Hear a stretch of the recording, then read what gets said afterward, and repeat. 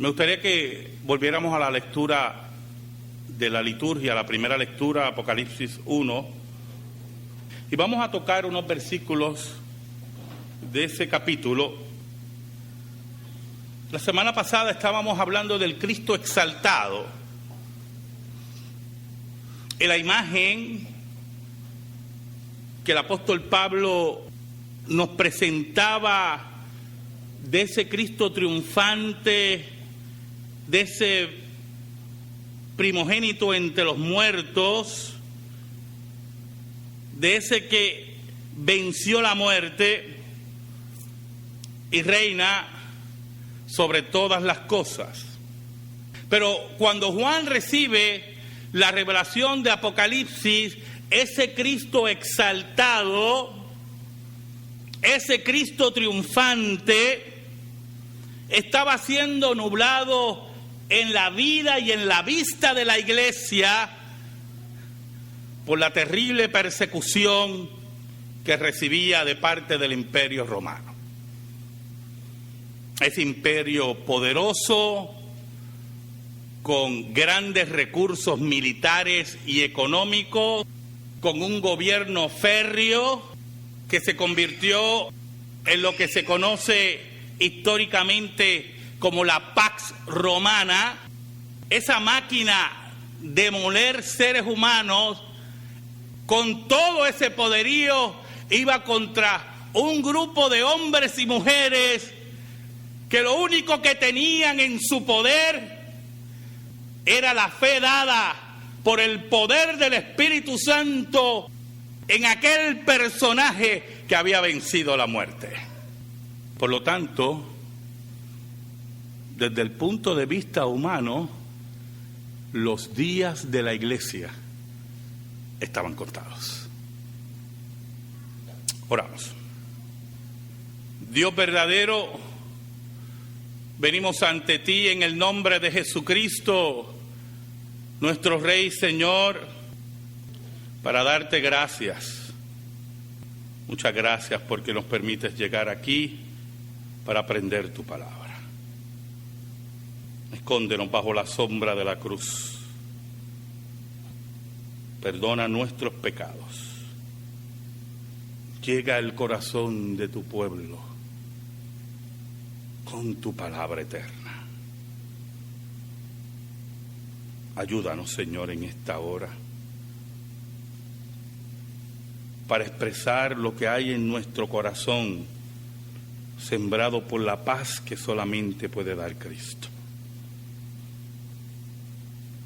En el nombre de Jesús. Amén. Y amén.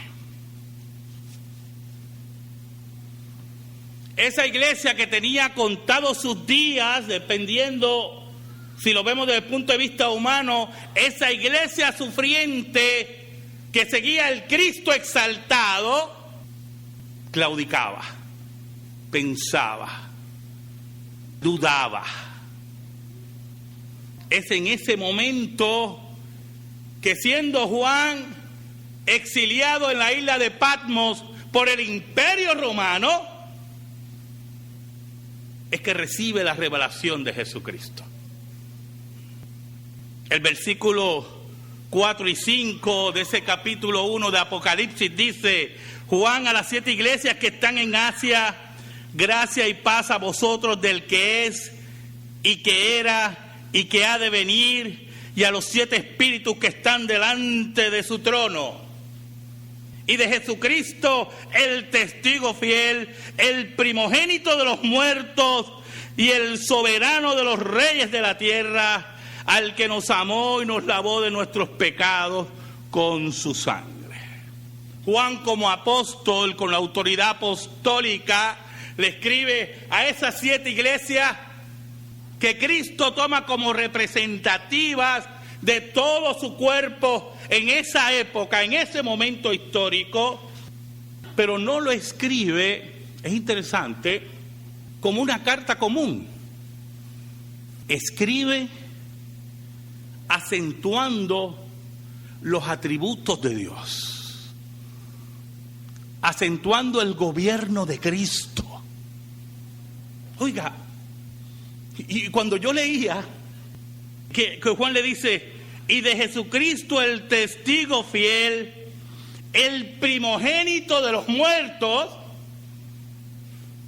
hablarle de muertos a una iglesia que va a la muerte, yo me preguntaba, ¿cómo lo puede captar el cristiano del siglo I? Pero aún más, cuando Juan le llama el primogénito de los muertos, recalcando que Cristo había vencido la muerte, que había sido la prueba de que nosotros íbamos a vencer. Y en medio de toda la persecución que recibe la iglesia, de un imperio todopoderoso, de un imperio que no perdona a los cristianos, de un imperio que odia a Cristo, con un César con todo su poder, Juan llama a Cristo el soberano de los reyes de la tierra. Y yo me imagino a los impíos dentro de la iglesia oyendo la carta y diciendo, qué soberano. Que tú nos hablas de qué soberano tú nos hablas. Pero aquellos que habían conocido a Jesús con su corazón esperanzado, ¿qué nos dirá el Maestro? ¿Sabrá el Maestro lo que estamos experimentando? Nos traerá el Maestro consuelo. ¿Sabe, hermano? En esta hora, personalmente no sé lo que cada cual esté pasando, aunque sé de algunos. Sí, el soberano de todos los reyes de la tierra sabe lo que está pasando. Lo conoce muy bien. Por eso Juan recalca, al que nos amó, al que se acercó, aquel que se movió y nos lavó de nuestros pecados con su sangre. Y añade, y nos hizo reyes y sacerdotes para Dios su Padre, a Él sea la gloria, imperio por los siglos de los siglos, amén. Y entonces termina esta parte con una doxología nuevamente atrevida. Le dice a la iglesia perseguida, a la iglesia asesinada en el circo romano, a la iglesia despreciada, a la iglesia ensangrentada, mártir, le dice, Cristo te ha hecho rey y sacerdote. Un reino de reyes y sacerdotes. Es la afirmación para algunos demencial de hombre viejo. Es la afirmación de la pérdida de la cordura, posiblemente de un hombre encerrado en Patmos. Pero es la declaración de la verdad de Dios que se refleja en la tumba vacía. Pero hay algo en estos pasajes, en estos versículos, que nos llama a la reflexión después que hablamos del Cristo exaltado. Porque Juan insiste no solamente en los atributos de Dios, no solamente insiste en nuestra posición ante Él como reyes y sacerdotes, por los méritos de Cristo, por la obra de Cristo, sino también insiste en el control final de Cristo sobre todas las cosas. Por eso el versículo 7, cuando dice aquí que viene con las nubes y todo ojo le verá y los que le traspasaron y todos los linajes de la tierra harán lamentación por él. Sí, amén. Juan recalca que no importa el derrotero que lleve el imperio romano, Jesucristo vuelve al planeta Tierra a juzgar a todas estas personas, incluyendo a los que los traspasaron en la cruz. Pero la problemática ambiental, lo que leía la iglesia, era el momento terrible que ese Cristo exaltado nos habla y nuestros hijos son llevados a las fauces de los leones y nuestras iglesias destruidas. Y lo menos que nosotros parecemos somos reyes y sacerdotes, sino un pueblo totalmente desbandado. Por eso, cuando en el versículo 8, Él nos dice, yo soy el alfa y el omega, el principio y el fin, dice el Señor, es que frente a la adversidad, frente al problema más terrible, Dios tiene el control. Dios tiene el control. El primogénito de los muertos tiene el control. Ahora, en el versículo 9 en adelante, Juan se torna más íntimo con la iglesia. El versículo 9 dice, yo Juan, vuestro hermano. Mire qué cosa tremenda, vuestro hermano. Y copartícipe vuestros en la tribulación. Yo que estoy con ustedes en esta carga. Yo que estoy con ustedes en este dolor. Pero añade, copartícipe vuestro en la tribulación en el reino. Y llama a la iglesia el reino de Dios en la tierra. Frente al imperio romano, que se consideraba el poderoso sobre la tierra, Juan le dice a la iglesia, yo soy copartícipe de tu dolor en el reino. Y en la paciencia de Jesucristo. Oiga, hermano, cuando Juan habla de la paciencia de Jesucristo, hace poco estaba discutiendo con los estudiantes de teología sobre la paciencia de Dios. Muy unido a la misericordia y al amor de Dios. Dios es muy paciente, ¿vio? Sumamente paciente. Y allí estaba la iglesia de Cristo, perseguida, torturada, humillada, y Juan habla de la paciencia de Jesucristo. Es como decirle a aquel que está recibiendo las más terribles torturas, ven en paz, Cristo tiene el control. Él es paciente. Y uno puede decir, caramba, que no sea tan paciente. Como que esto se está alargando mucho. Pero la paciencia de Dios, la paciencia de Jesucristo, nos habla del control de Dios en la historia. Porque la verdad, hermano, es que los días de la iglesia no estaban contados. Eran los días del imperio romano los que estaban contados. Ese día Juan estaba recibiendo una revelación, como dice el versículo 10, yo estaba en el Espíritu en el día del Señor y oí detrás de mí una gran voz como de trompeta que decía, yo soy el alfa y el omega, el primero y el último. Escribe en un libro lo que ves y envíalo a las 7 iglesias que están en Asia, a Éfeso, a Esmirna, Pérgamo, Tiatira, Sardis, Filadelfia y la Odisea. Y dice que se volvió para ver la voz que hablaba conmigo y vuelto vi 7 candeleros de oro que representaban las 7 iglesias. Y en medio de esos candeleros de oro, en medio de esa iglesia sufriente, perseguida, aplastada, estaba Jesús. Pero, ¿qué Jesús estaba? No era el Cristo sufriente, no era el Cristo apaleado, no era el Cristo abofeteado, no era el Cristo escupido, era el Cristo triunfante y exaltado. En una visión sorprendente de Jesús, penetrante, impactante. Allí estaba en medio de ellos, gobernando la iglesia y gobernando al mundo.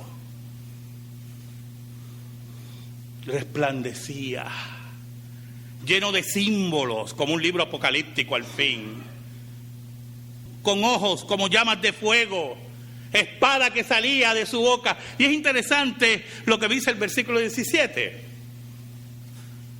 Cuando le vi, caí como muerto a sus pies, y él puso su diestra sobre mí diciendo.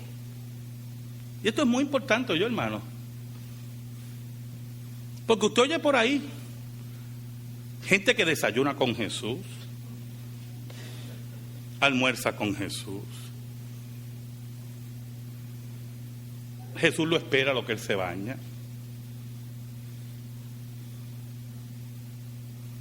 Jesús le echa el brazo.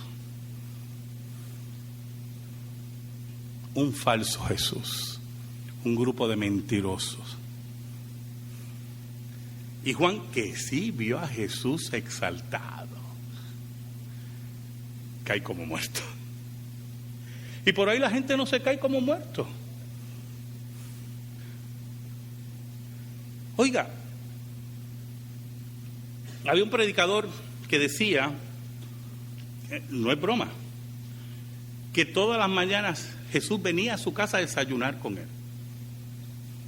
Yo no sabía que Jesús necesitaba comer, pero está bien. Venía a desayunar con él. Y que cuando él se afeitaba, antes del desayuno, Jesús venía, él se estaba afeitando, y Jesús le echaba el brazo así mientras él se afeitaba. Y usted se ríe, porque posiblemente cree que es broma, pero no es broma. Y entonces, cuando ocurren esas cosas, hermano, esos personajes lo plasman en un libro. Las casas editoras se pelean por el libro, se pelean literalmente por el libro. Y el escritor se hace millonario porque Jesús desayunó con él. Y entonces los editoriales cristianos, que un día serán juzgados, que deben alimentar al cuerpo de Cristo, nos traen, yo me imagino, hermano, a menos que usted esté en una pobreza paupérrima, terrible, que eso ocurre, usted no sale por las tardes al basurero que esté cerca de su casa para buscar la comida de sus hijos. Y es interesante cómo muchos cristianos van al basurero de la literatura cristiana para alimentar a sus hijos, para levantar cristianos inmaduros, impíos, sin compromiso, esperando que ya si Jesús desayunó con él, venga a almorzar conmigo. Pero Juan, que vio a Jesús de verdad, dice que cayó como muerto. Porque frente al Maestro exaltado caemos como muertos. Cuando le vi, caí como muerto a sus pies, y él puso su diestra sobre mí diciendo: no temas, yo soy el primero y yo soy el último. Yo tengo el control de todas las cosas. Ahora el versículo 18 es el clímax de lo que estamos hablando. El versículo 18, Cristo le habla a la iglesia a través de Juan en una forma magistral. A esa iglesia sufriente que hemos hablado, perseguida, apaleada, asesinada, a esa iglesia que su fe estaba siendo removida, Jesús le dice: no temas, yo soy el primero y el último, el que vivo y estuve muerto. Y esto es muy importante, y eso es muy importante, yo hermano, es la única vez en todo el Nuevo Testamento que Jesús dice que estuvo muerto. En todo el Nuevo Testamento es la única vez que Jesús dice que estuvo muerto. Y yo no sé si usted entiende la implicación para la iglesia. Esa iglesia perseguida, apaleada, asesinada, Jesús le está diciendo: no temas, yo estuve muerto. Yo sé por lo que tú pasas. Yo fui apaleado, yo fui asesinado, yo fui escupido como tú. Yo estuve muerto, le dice a la iglesia. Mas he aquí que vivo por los siglos de los siglos, le dice a la iglesia. Amén, que así sea. Yo estuve muerto, pero he triunfado. He vencido la muerte. ¿Sabe algo, hermano? Estas 2 semanas atrás hemos estado oyendo, nos tienen, ¿verdad?, aplastados con un problema de una secta aquí en Atorrey, donde su profeta tiene un hijo, no se puede decir ni fuera del matrimonio, ni eso se puede decir. Y cuando salen las pruebas científicas, usted ve un grupo enajenado totalmente diciendo que todo eso es mentira. Y entonces, recalcando y afirmando y cantando más alto y haciendo ruido más alto. Qué terrible es el miedo, hermano. Qué horrendo es el miedo. Porque cada vez que uno de ellos se levanta de su casa y pasa por la calle que son dueños, allá hay un mausoleo de una diosa muerta. Pero Jesús le dice a su iglesia: yo estuve muerto, pero ahora vivo por los siglos de los siglos. No tengas miedo, iglesia. Yo pasé por lo mismo. Cada día se levantan, hermano, y pasan por el mausoleo. Usted no lo ha visto, yo lo he visto. Una vez llevé a mis estudiantes para que lo vieran. Con una estatua de una muerta que no venció la muerte. Y eso tiene que darte escalofrío, tienes que darte miedo, hermano. Pero Jesús le dice a la iglesia: yo estuve muerto, pero ahora vivo por los siglos de los siglos. Pero añade algo, qué cosa tremenda.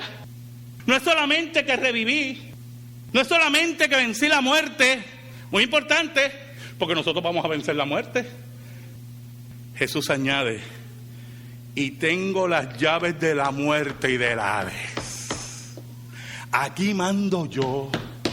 Olvídense del imperio romano, olvídense de lo que está ocurriendo. Yo tengo el control porque yo estuve muerto y ahora vivo por los siglos de los siglos. ¿Sabe, hermano? Yo solamente sé una cosa, y con esto terminamos en esta tarde.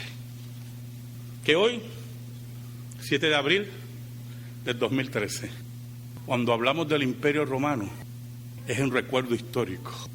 Pero cuando hablamos de Jesús, su iglesia ha triunfado porque Él estuvo muerto, pero tiene las llaves del Hades y de la muerte y vive para siempre. Amén. Gracias te damos, Señor.